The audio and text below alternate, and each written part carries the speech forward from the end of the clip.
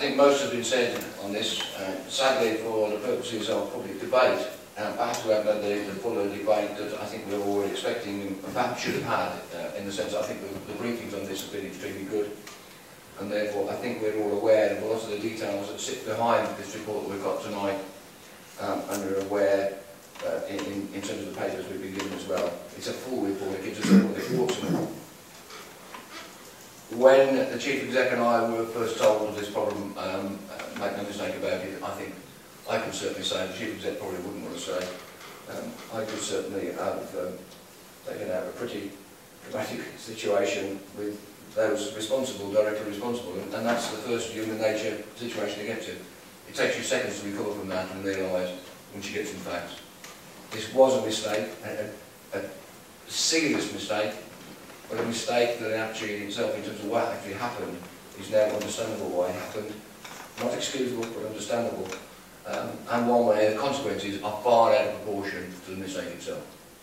So you then move on to the next stage, which is, well, why does the developer not meet what they said?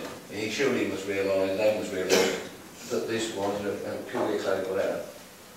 Well, I'm afraid, in a business world, those opportunities come along, and most business people will take an opportunity to renegotiate. So if somebody comes along to you and says, I'm thinking about a price reduction, you don't say, oh no, don't bother, I'll pay the original price. You'll go along with it. And that was the start of the process.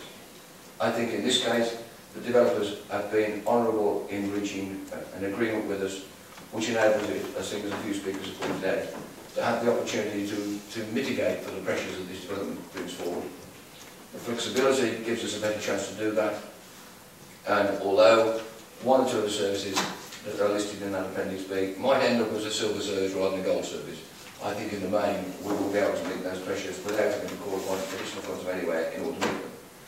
So from that point of view, I think the settlement that's on the table will meet most of the pressures, which is what Section 106 was about in the first place.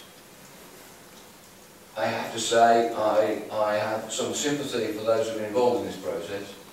And as members, I know members are aware that, from the members of staff, two in particular who are involved in this mistake, I think they've gone through a very difficult period. The retraining, I think, has been put in place, and effectively so, and that needs to be done for those members of staff to try and avoid such a problem occurring for us in the future. And I think that is a good piece of work that's gone on. I have to say, in terms of the overall delivery of this, that as members as well, we need to recognise the fact that if we do refuse this tonight, then I think it's going to be extremely difficult for us. I think we have an opportunity, it's a one-off opportunity, and as has been pointed out already, wanting to unpick the process, how we got ourselves to that position, if the report doesn't give you enough, there's plenty of opportunities to other meetings that will take place, whether it's auditing risk or also some other meetings in order to do that. And in terms of making good for the future, already some of the changes being put in place, I think will make for a better organisation for the future, to avoid those situations occurring again. So, Chair, I'm going to support the proposal that I put forward, and I hope the members will be able to do that this evening, and I hope that we send a message back to the developer to say the negotiation has delivered sufficient for us to meet the target, and that we are satisfied with that number. I really do hope we do not take the opposite view and reject an honest proposal. Thank you, Chair. Thank you, Councillor King. Well, members, we have 3 decision recommendations.